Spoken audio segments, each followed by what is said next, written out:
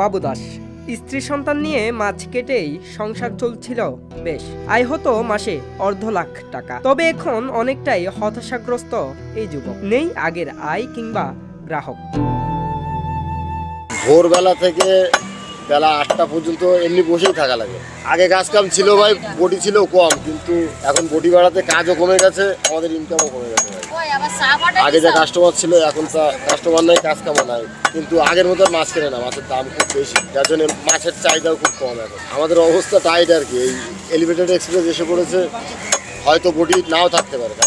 6 মাস আগেও আয়ে ছিল সুদিন। এখন সেই পুরনো দিনের কথা ভুলে রীতিমতো হিমশিম খেতে হচ্ছে বাবু দাসকে। মাছ কাটতে কাটতেই দিচ্ছেন পরিস্থিতির বর্ণনা।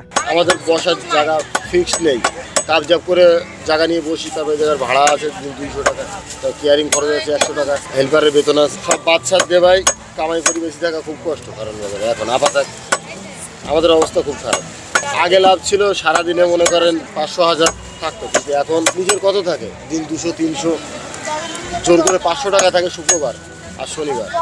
তাছাড়া ভাই 200-300 টাকা থাকে নিজের। কোনো রকমে খেয়ে পরে বেঁচে আছি ভাই।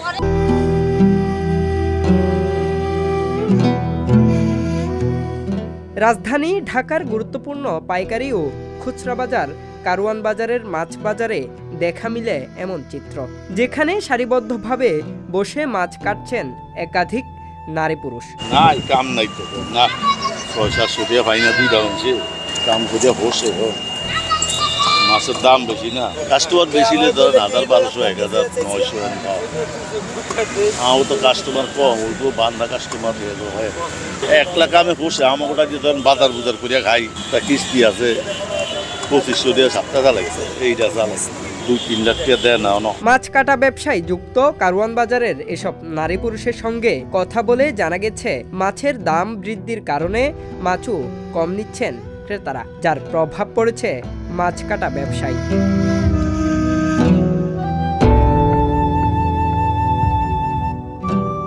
অন্যদিকে এলিভেটেড এক্সপ্রেসওয়ে হওয়ায় ব্যবসার স্থান হারানোর শঙ্কায় কপালে চিন্তার ভাঁজ এ পেশার মানুষদের।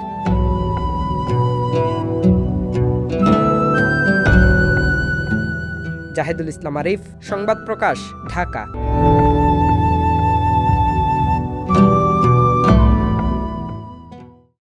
সংবাদ, ফিচার ও অনুষ্ঠানের জন্য ভিজিট করুন সংবাদ প্রকাশের ওয়েবসাইট এবং যুক্ত থাকুন ফেসবুক পেজ ও ইউটিউব চ্যানেলের সঙ্গে।